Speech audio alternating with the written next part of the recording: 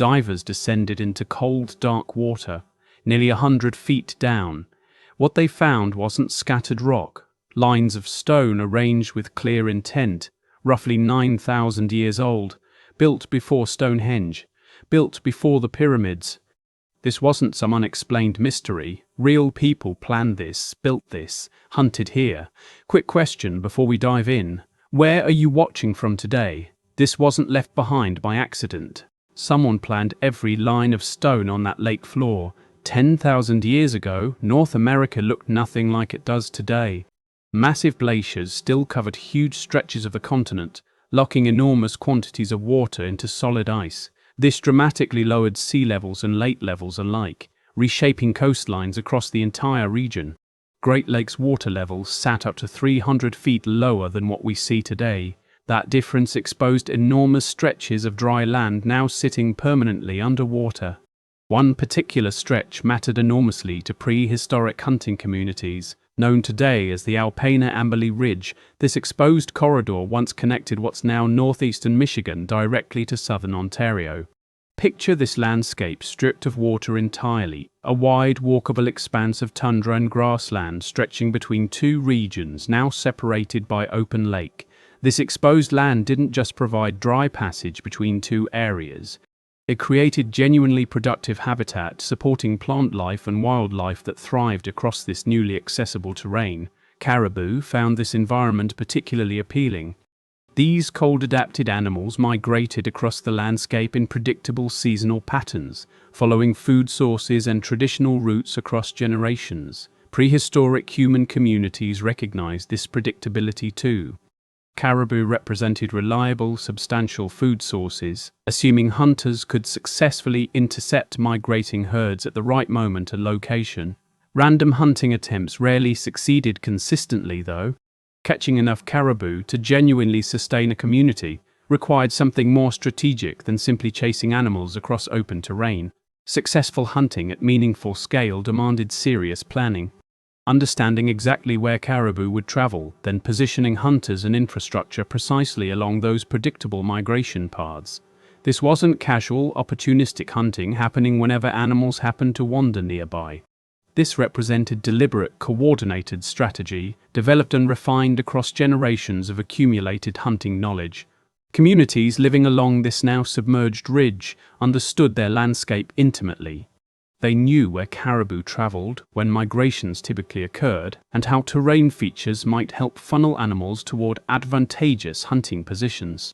What they built here reflected that deep environmental knowledge translated into physical infrastructure designed specifically around caribou behavior and movement patterns across this particular stretch of ancient tundra.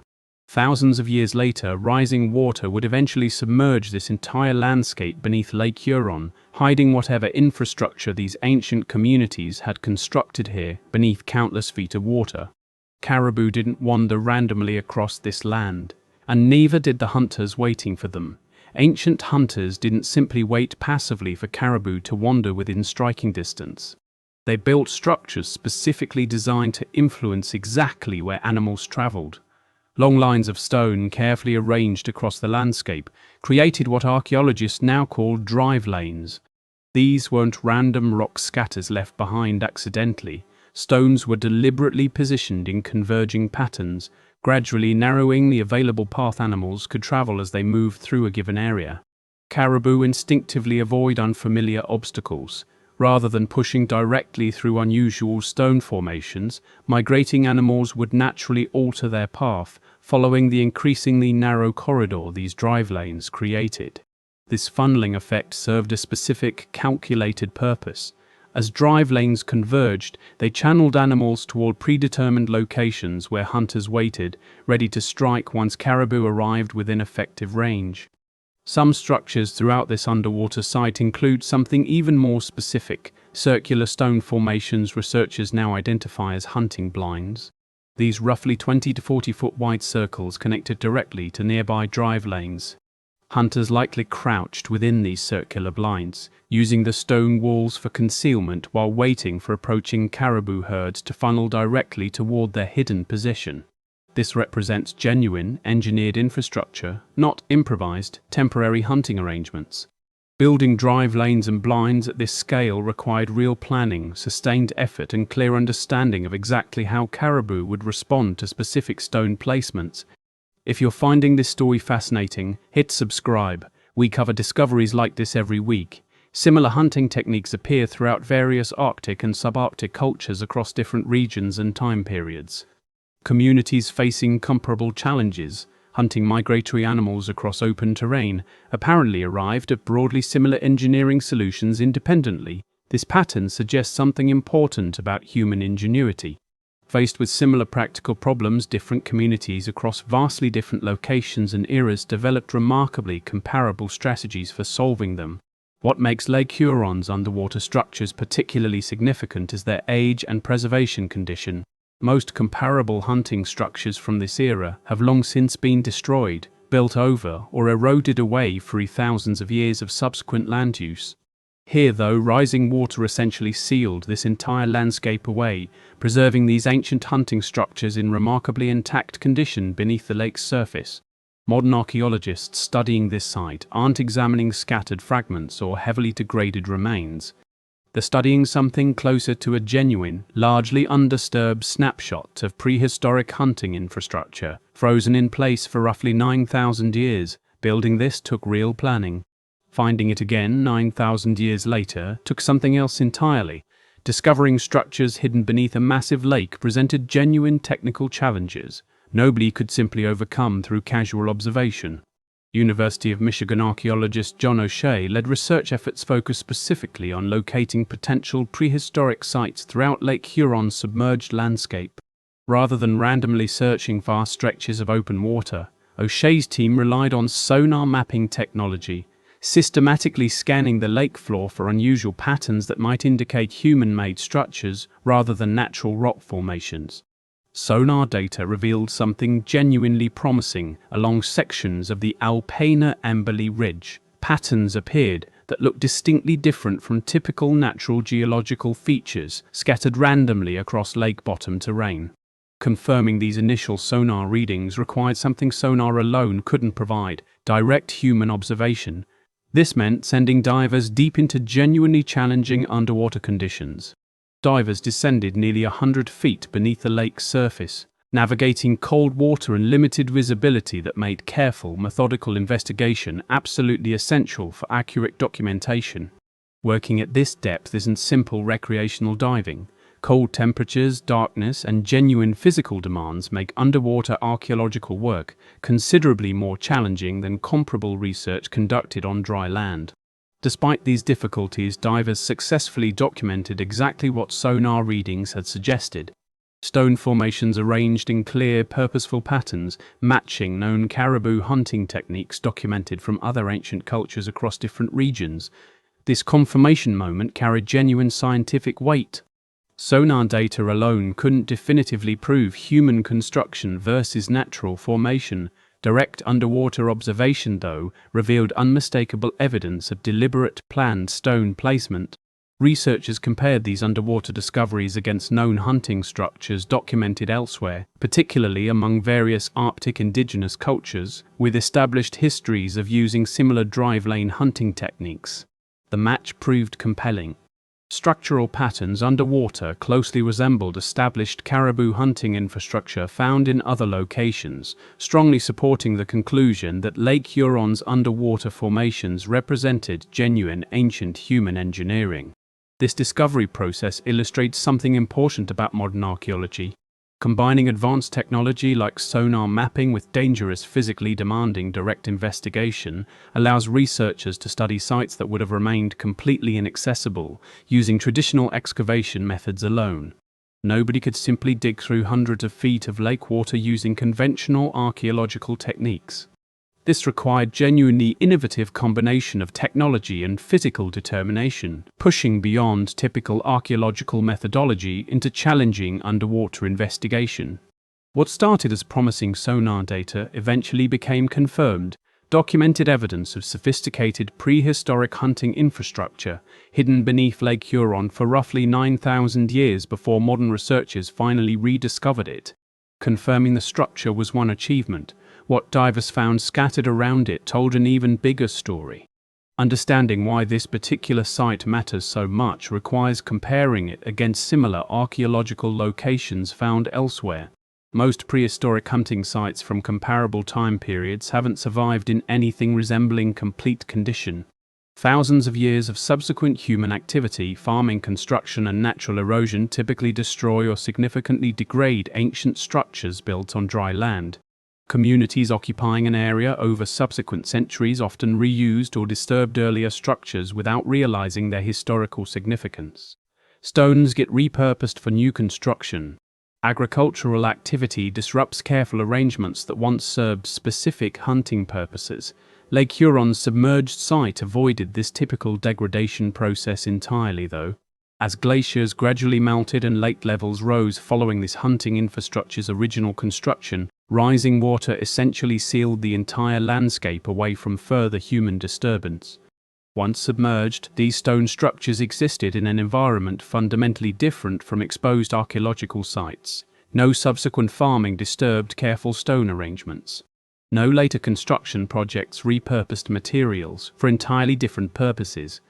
This preservation happened almost accidentally, a natural consequence of glacial melting rather than any deliberate protective effort from ancient communities themselves.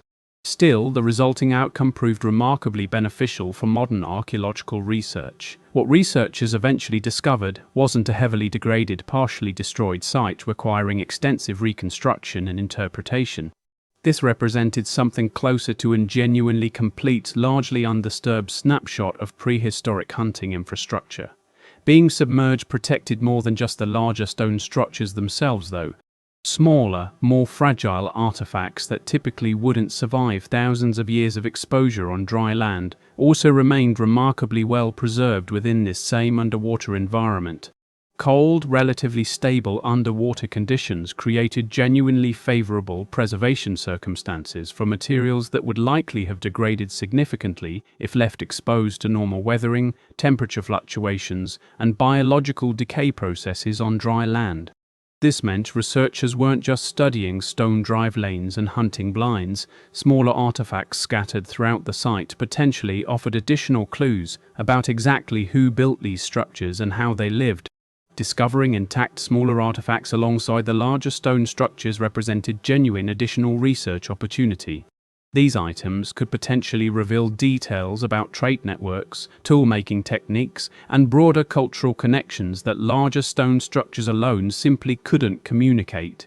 Researchers began carefully examining everything found throughout the site, not just the impressive stone drive lanes themselves, but every smaller artifact scattered across the surrounding lake floor that might offer additional historical insight. What they eventually found among these smaller items would prove genuinely surprising, revealing connections extending far beyond what anyone initially expected from a regional caribou hunting site. Being underwater protected the stones. It also protected something much smaller and far more revealing. In 2021, researcher Ashley Lemke from the University of Texas at Arlington led a study examining smaller artifacts recovered from this underwater site. Her team focused specifically on tiny obsidian flakes discovered scattered among the larger stone hunting structures. Obsidian, a naturally occurring volcanic glass, was historically prized across many ancient cultures for creating exceptionally sharp cutting tools. Identifying exactly where this obsidian originated required specialized geological analysis. Different obsidian deposits carry distinct chemical signatures, allowing researchers to trace specific samples back toward their original source location with genuine scientific precision. Results from this analysis proved genuinely remarkable. The obsidian recovered from Lake Huron's underwater site originated from a specific quarry location in central Oregon, more than 4,000 kilometers away from where researchers actually found these small stone flakes. Consider what that distance actually represents.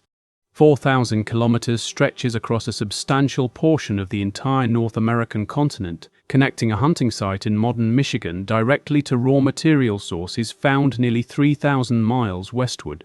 This finding established something genuinely significant for understanding prehistoric North American communities. These obsidian flakes represented one of the longest documented obsidian transport distances recorded anywhere in the world, ancient or modern. Lemke's research team included collaborators from multiple institutions, the University of Michigan, Parks Canada, and several additional research organizations, all contributing expertise toward understanding exactly what these tiny artifacts revealed about broader prehistoric life.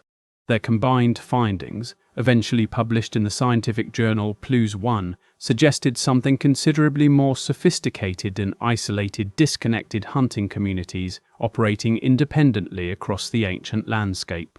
Instead, evidence pointed toward extensive social and trade networks connecting communities across enormous distances. Nearly 9,000 years before recorded history typically documents comparable long-distance exchange relationships. This dramatically expanded understanding of how interconnected prehistoric North American societies actually were during this early period. Rather than isolated groups surviving independently within limited local territories, evidence suggested genuine continental-scale networks facilitating exchange of valuable materials across vast distances. Obsidian doesn't travel 4,000 kilometers by accident. Someone transported these materials deliberately, likely through extended trade relationships passing valuable resources between multiple communities across successive exchanges spanning enormous geographic distances. This single discovery transformed how researchers understood Lake Huron's underwater hunting site entirely. This wasn't simply evidence of local caribou hunting infrastructure anymore. This represented tangible proof of genuine, extensive prehistoric social networks connecting communities across an enormous stretch of the North American continent. These weren't isolated hunters working alone. They were part of something far larger than anyone expected to find under a lake. Older than Stonehenge, older than the pyramids, hidden not by mystery but by melting ice, and waiting 9,000 years to be found again. Lake Huron's ancient hunters left proof of genuine engineering beneath the water. If you enjoyed this story, hit subscribe for more forgotten history.